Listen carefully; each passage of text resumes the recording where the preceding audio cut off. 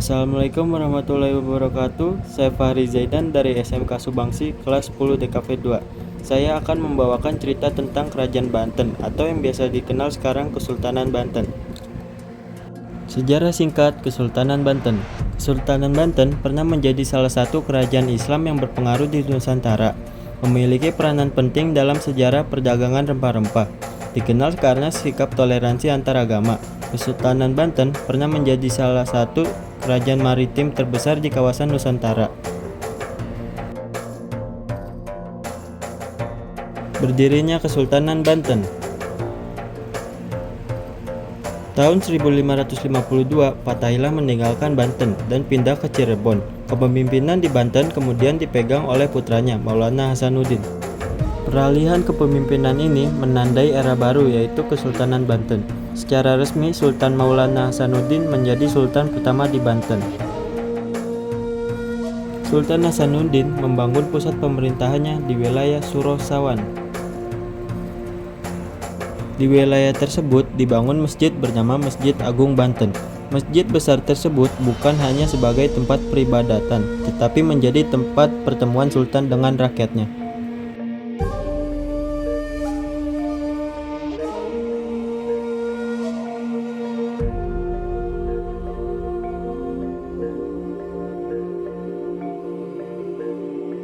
Sultan Hasanuddin dijuluki sebagai penambahan Sabah Kingking, artinya adalah pemimpin yang bijaksana dan diterima oleh masyarakat mana saja.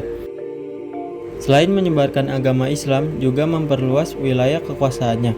Uniknya, Sultan Hasanuddin selalu mengutamakan strategi diplomasi dalam penyebaran agama Islam maupun memperluas wilayah.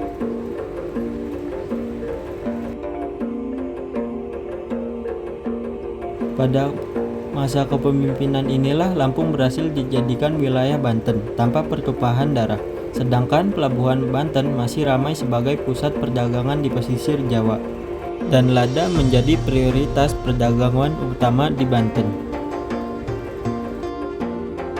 Pada tahun 1570, Sultan Maulana Hasanuddin tutup usia. Selama masa kekuasaannya, Sultan Maulana Hasanuddin berhasil melepaskan diri dari bayang-bayang Pajajaran maupun Demak.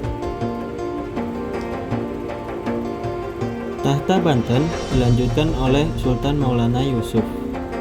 Di masa kekuasaan Sultan Maulana Yusuf, inilah kerajaan Pajajaran mulai mendapatkan tekanan.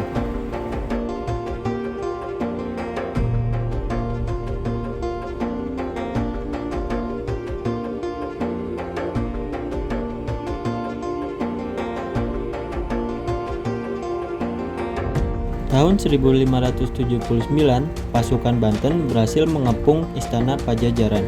Pengepungan itu berhasil mengakhiri dinasti Pajajaran. Jatuhnya Pajajaran memperkuat ekonomi dan politik di bagian barat Jawa.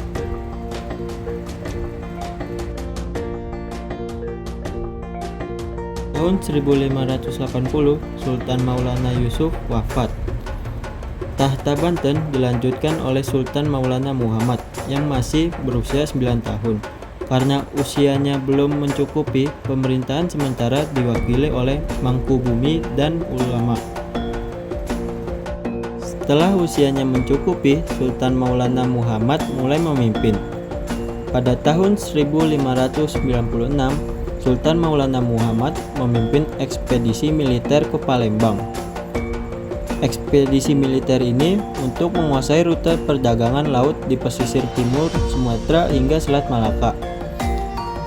Sayangnya, dalam ekspedisi militer itu Sultan Maulana Muhammad wafat. Kemudian dia dimakamkan di kompleks Masjid Agung Banten. Masjid Agung ini masih ramai dikunjungi oleh wisatawan, karena masjid ini menjadi salah satu peninggalan penting dari Kesultanan Banten dan merupakan bukti kejayaan kota pelabuhan Banten. Keunikan Masjid Agung Banten terletak pada perpaduan arsitektur Jawa, Cina, dan Eropa yang terlihat dalam bentuk menara, atap, dan tiang-tiangnya. Demikianlah sejarah singkat tentang Kesultanan Banten. Saya Fahri Zaidan.